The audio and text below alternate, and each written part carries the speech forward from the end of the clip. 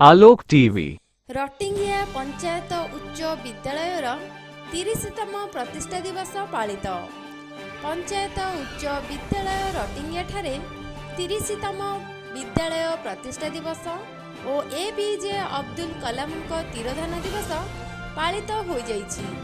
विद्यालयर प्रधान शिक्षक चतुर्भुज साहू अध्यक्षतार कार्यक्रम अनुष्ठित होइथिबा बेले अब्दुल कलाम फटोचित्र रे पुष्प माल्यार्पण नीरव प्रार्थना सह विद्यालय केक काटी प्रतिष्ठा दिवस पालन करा जाइथिला। एथिसहित विद्यालयर प्रतिष्ठाता सभ्य स्वर्गत विश्वनाथ नायक, शिखर भंज प्रधान और हरिश्चंद्र प्रधान अमर आत्मार सद्गति निमंते नीरव प्रार्थना करा जाइथिला।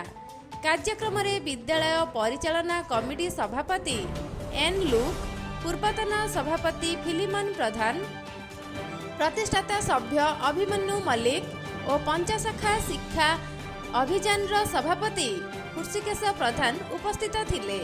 प्रतिष्ठाता सभ्य और पूर्वतन सभापति विद्यालयर प्रतिष्ठा, विद्यालयर अतीत स्थिति और वर्तमानर विकास उपरे छात्र छात्री मानकु अवगत कराइथिले। एथि सहित विद्यालयर पुरातन छात्र एनलुक और हृषिकेश प्रधान निजर छात्र जीवनर अनुभूति एवं अध्ययनरत छात्र छात्री मानकु भल पाठ पढ़ी भल मनीष हेबा उद्देश्य अभिभाषण रखिथिले। विद्यालयर प्रतिष्ठा और अब्दुल कलाम तीरधान दिवस पई संगीत, चित्रांकन, क्विज और रचना प्रतियोगिता करा जाई विजेता प्रतियोगी को सम्मान करने सहित ट्रॉफी प्रदान करा जाइथिला। कार्यक्रम को विद्यालयर छात्री एम अनन्या अनुचिंता परिचालना करिथिबा बेले शिक्षक मनोज कुमार त्रिपाठी, संतोष कुमार पृष्टि, जितेंद्र नायक एवं नंगुली चरण प्रधान सहयोग करथिले।